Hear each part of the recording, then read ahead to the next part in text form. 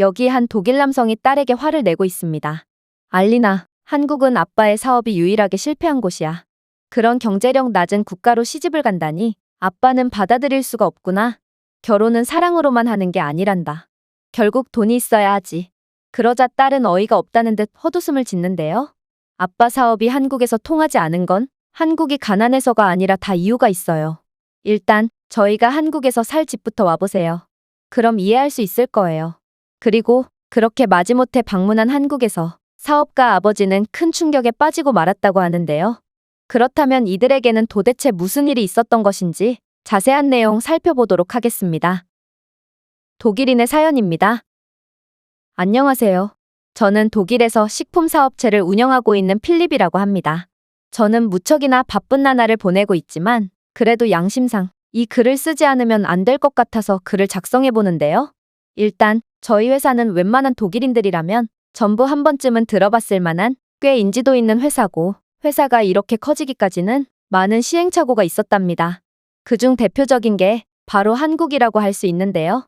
이 회사의 초대 회장이신 아버지께서는 정말 아무것도 없는 상태에서 이 회사를 키우셨고 사업을 해외에까지 성공적으로 확장시키셨죠. 그 덕에 인접한 유럽 국가들뿐만 아니라 북미 대륙이나 아시아까지 저희 회사는 전 세계 어디에서나 볼 수 있게 되었습니다. 하지만 그렇게 능력 있는 아버지가 유일하게 실패하신 국가가 하나 있는데요. 그건 바로 한국이었습니다. 그러나 그때의 한국은 그저 중진국일 뿐이었고 저희 회사에 그렇게 많은 이득을 안겨주는 국가는 아니었어요. 다만 한국은 가능성이 몹시 높은 국가로 평가받던 때라 선점 효과를 누리려고 투자했던 것이었죠. 어쨌든 아버지는 그렇게 끝까지 한국 시장을 개척하지 못한 채 제게 실무를 넘겨주셨는데요. 아버지는 한국 시장에서만 유일하게 실패를 겪었다는 것에 대해 몹시 자존심 상해하셨고 아들인 제가 꼭 한국 시장에서 성공을 거두길 바라셨습니다. 그러나 아무리 생각해도 저희 브랜드가 한국에 먹히지 않는 이유를 도통 이해할 수 없었습니다. 저희 식품에는 문제가 없었고 유럽에서도 통하고 한국과 인접한 일본과 동남아에서도 통하는 경쟁력 있는 모습을 보여줬거든요. 그러나 한국만 들어갔다 하면 힘을 못 쓰는 것이었습니다. 그래서 더 큰 자본을 바탕으로 한국 내 홍보에 열을 올리기 시작했습니다. 처음에는 홍보가 통하나 싶더니 역시나 시간이 지나면 매출은 급락했고 결국 저 또한 한국 시장만큼은 적자를 면치 못했습니다.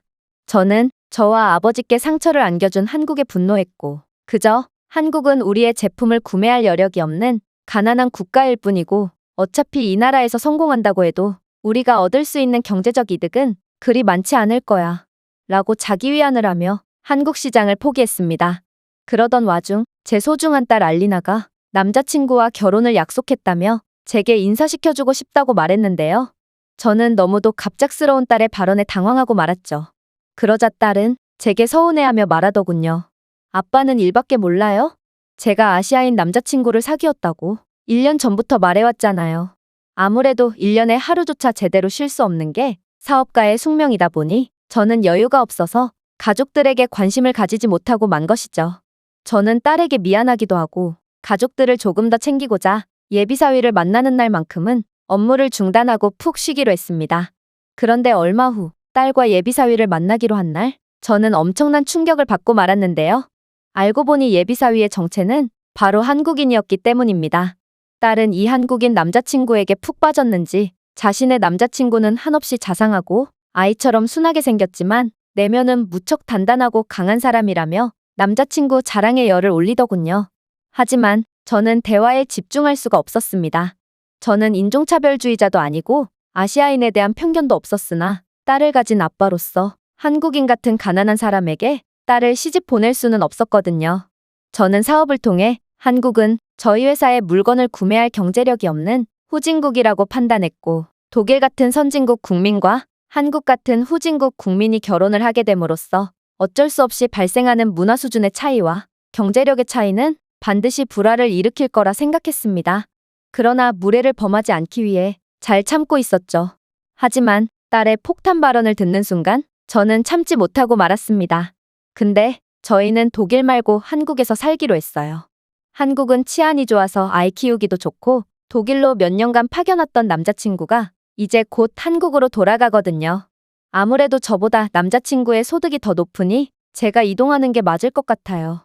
저는 그 말을 듣는 순간 자리를 박차고 일어났습니다. 뭐? 절대 안 돼. 한국은 내가 잘 알아. 한국은 경제 수준이 몹시 떨어지는 국가로 절대로 네가 살 만한 국가가 아니야. 알리나, 다시 한번 생각해보렴. 그러자 딸은 얼굴이 붉어지더니 소리를 지르더군요. 뭐라고요? 아빠, 너무 무례한 거 아니에요? 그런데 딸의 한국인 남자친구는 이상하리만큼 여유있고 당당해 보였습니다. 제 경험상 후진국 출신의 사람들은 당당해 보이다가도 국력 수준에 대한 이야기만 나오면 무의식적으로 기가 죽곤 했는데 이 한국인은 자신의 조국에 대해 무척이나 자신 있었는지 전혀 기죽는 법 없이 할 말을 다 하더군요. 아버님, 그때가 언제적인지는 모르겠지만 적어도 지금의 한국을 경제력으로 무시할 수 있는 국가는 단 하나도 없을 겁니다. 제가 마음에 안 드는 이유가 그저 한국의 경제 수준 때문인 거라면 제가 한국으로 복귀한 뒤 정식으로 집들이에 초대해드리겠습니다. 저는 이 한국인의 여유로운 태도에 놀랐고 꽤 강한 사람인 것 같다는 생각은 들었지만 한국의 경제력에 대해서는 그가 그저 허세를 부리는 거라고 생각했습니다. 어쨌든 제 반대에도 불구하고 딸은 결국 한국인 남자친구와 결혼했고 얼마 안 있어 한국으로 출국해버렸습니다. 이왕 이렇게 된 거 저는 딸의 인생에 축복을 빌어줘야 했지만 왠지 모를 화가 나더라고요. 한국은 존경하는 제 아버지께 실패를 안겨줬고 제게도 처참한 결과를 안겨준 것도 모자라 이제는 제 딸까지 뺏어갔다고 느꼈거든요. 그래서 사위가 말한 대로 반드시 한국으로 집들이를 갔다가 조금의 허점이라도 보이면 망신을 주고 오겠다는 다짐을 하게 되었습니다. 그리고 몇 달 뒤 딸에게 전화가 오더군요. 아빠, 저희 집 이사를 완료했는데 엄마와 함께 집들이에 오지 않으실래요? 저는 몹시 바빴지만 하던 일을 전부 때려치우고 그 즉시 한국으로 건너갔습니다. 그리고 한국에 도착하자마자 그동안 제가 한국에 대해 완전히 잘못 생각하고 있었고 제 사업이 한국에서 망할 수밖에 없던 이유가 있었구나를 바로 깨달을 수 있었는데요. 일단 아버지가 수십 년 전에 말씀하셨던 흙먼지가 날리며 낡고 허름한 건물들이 즐비한 한국은 온데간데 없었고 독일에서도 보기 힘든 엄청나게 높은 고층 건물들이 햇빛 대신 반짝이고 있었습니다. 또한 거리는 깨끗했고 한국은 생산성도 몹시 좋은지 거리에는 놀거나 구걸하는 사람 하나 없이 한국인들은 모두가 생산적인 일을 하며 시간을 굉장히 밀도 있게 쓰고 있었습니다. 저는 한국에 대한 실패가 뼈아파서 그저 아버지의 수십 년 전에 한국에 대한 경험을 아직까지도 간직하며 한국을 나쁘게만 생각하고 있던 것이었습니다. 또한 마트나 식당에 가봐도 한국인들은 자신들이 만든 브랜드들을 사랑하고 있었는데요. 전 세계 어디를 가더라도 스프라이트나 맥도날드 같은 미국 브랜드를 볼 수 있고 모두가 그러한 미국 브랜드를 사랑합니다. 하지만 오직 한국인들만은 칠성사이다나 롯데리아 같은 자신들의 대체 브랜드를 개발하고 이러한 음식들은 무척이나 잘 만들어졌는지 한국인들은 외국 브랜드보다 자신들의 브랜드를 훨씬 사랑하고 즐기고 있더군요. 이건 정말 좋은 현상인데 수준급의 아이디어나 기술력이 없다면 절대로 글로벌 대기업과 경쟁할 수 없음에도 한국은 기어코 미국과의 경쟁에서 승리하고 있었고 이러한 한국의 판정승은 결국 한국은 전 세계에서 유일하게 미국의 경제가 종속될 위험이 없다는 걸 뜻하기 때문이죠.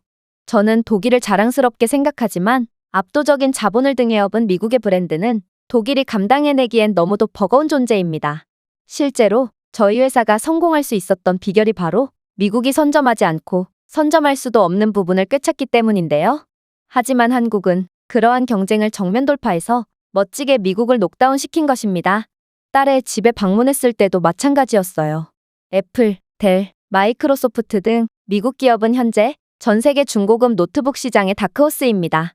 하지만 딸은 한국 브랜드인 삼성 노트북을 사용하고 있었고 검색 엔진도 구글이 아닌 네이버를 사용하고 있더군요. 이뿐만이 아닙니다.